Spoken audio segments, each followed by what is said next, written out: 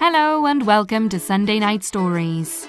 I'm Emily Wilden, and each week I'll be narrating stories from new and talented writers.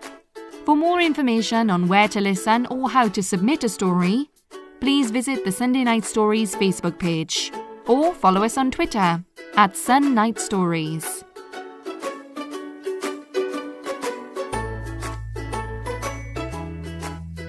Dream Spiders, Real Hippos.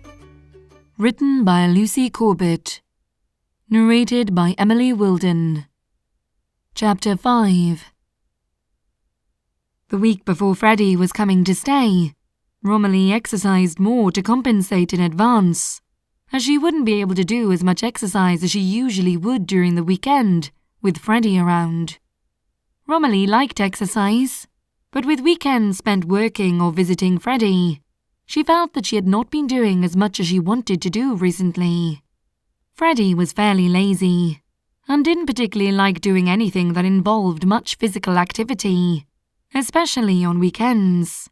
Their time together was largely spent on sedentary pursuits. To fit the extra exercise around work, Romilly started running early in the mornings. If she got up at 5 a.m., she could run for an hour and a half, return home for breakfast and a shower, and still be in work by 8 o'clock. It was just before 6 a.m. when Romilly reached the park on her Tuesday early morning run. Glancing around, one would say that it was still dark, but a grimy lightness had begun to spread itself around. Romilly set off on her usual route.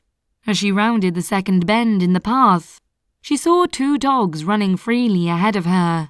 A smallish, smooth-haired white and brown one, and a slightly bigger and hairier reddish-brown one. At first they tracked ahead of Romilly, but after a little while they began jumping around at a clump of bushes just off the path, sniffing and barking at the dark ground under the plants. As she approached the bushes, Romilly slowed down. The dogs trotted towards her, jumping up and then running back to the bushes. Romilly followed them, looking down at the ground and seeing a hand, fingers partially curled, as if holding a phone. Lifting up the low-hanging branches, Romilly uncovered the rest of the body. It was a man, aged about 50, Romilly guessed, looking dead and dishevelled. There was a little blood around his head and in patches on the clothes covering his chest, and his lips were purplish blue. This was the second time Romilly had seen a dead body. An old woman had died of a heart attack in the leisure centre once, during aqua aerobics. Still holding the branches, Romilly picked up a nearby stick and gently poked at the dead man's arms and legs. It seemed a cliched thing to do, but it was almost instinctive and almost enjoyable. "Albert!" shouted a woman's voice. "Scruffy! Come on, boys! Where did you go?" A woman appeared around the bend in the path, breathing heavily and holding two dog leads. "Naughty boys! Where did you—" She stopped and stared.